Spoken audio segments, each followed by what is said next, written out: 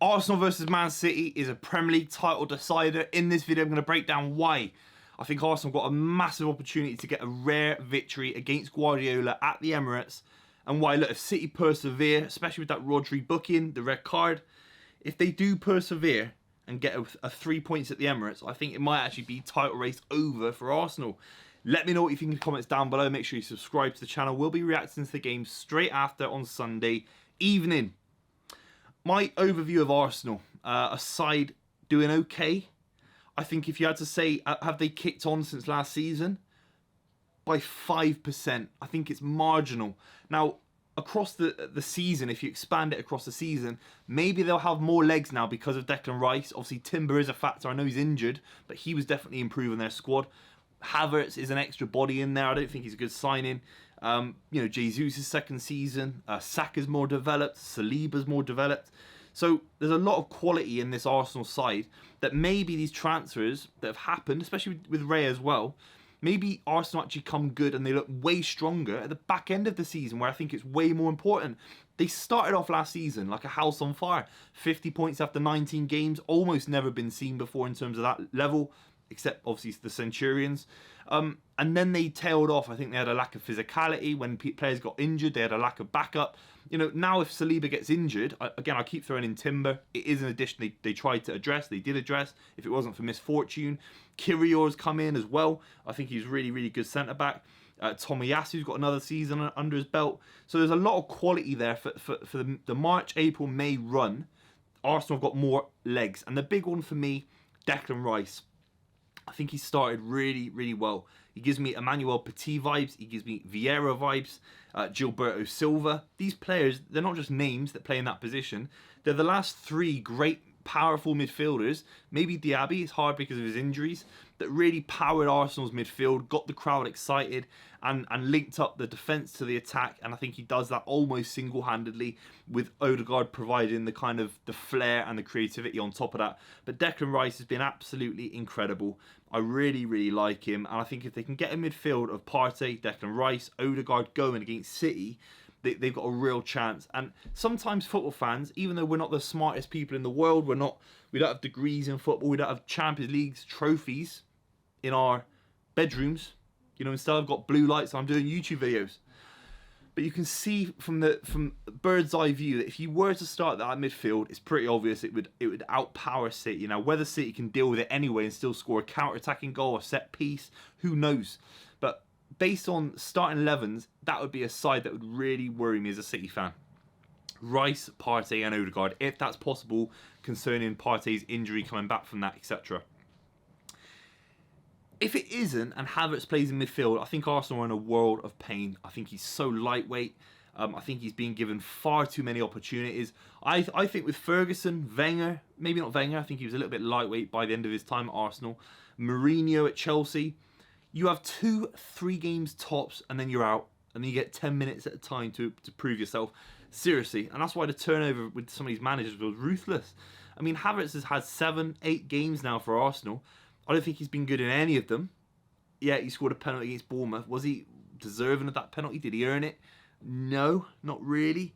So I'm not a fan of that. I'm not a fan of his record for Arsenal or Chelsea. I think he's really lightweight. If he starts in midfield, City have actually got a bit of an advantage, because I think a City midfield of even Calvin Phillips, who's been potentially linked to starting the game.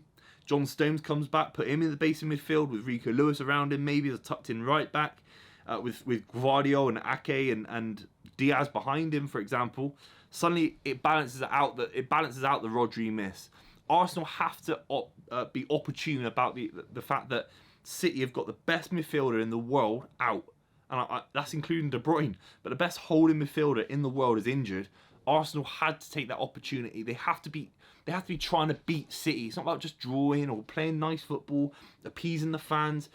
If Arsenal are a serious football club about winning trophies, this game is about beating City, taking the opportunity, making City in the next 6 weeks be nervous, be a little bit flat after losing to Arsenal. That's what Arsenal have to do.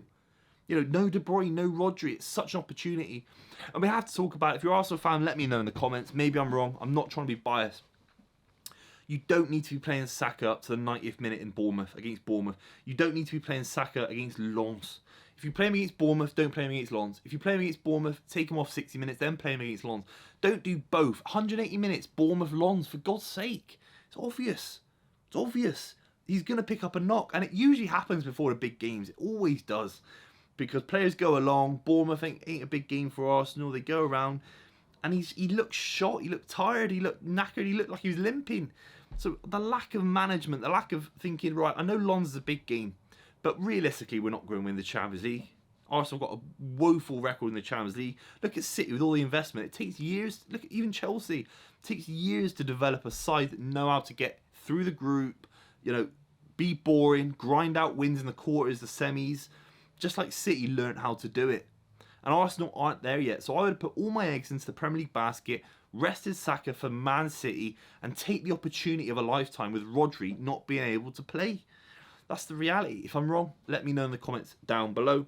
Got to talk about City. Bounced back from some really poor results against Wolves and Newcastle. Leipzig was a very professional performance at points, free flowing. Jeremy Doku scoring at the end was beautiful. Erling Haaland was bullying Leipzig. I think there's an opportunity there for Arsenal as well, because I don't think Haaland's firing at all. Obviously, he's performed very, very well against Arsenal in the past.